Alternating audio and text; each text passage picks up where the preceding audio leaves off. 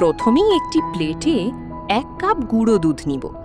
এতে 1 চামচ baking powder ও 1 চামচ ঘি দিয়ে হালকা মেখে নিব।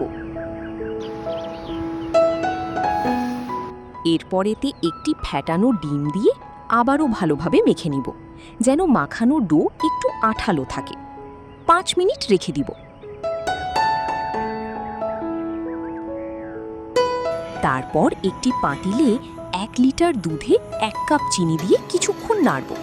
এতে 1 চামচ গোলাপ জল দিয়ে আবারও নাড়ব।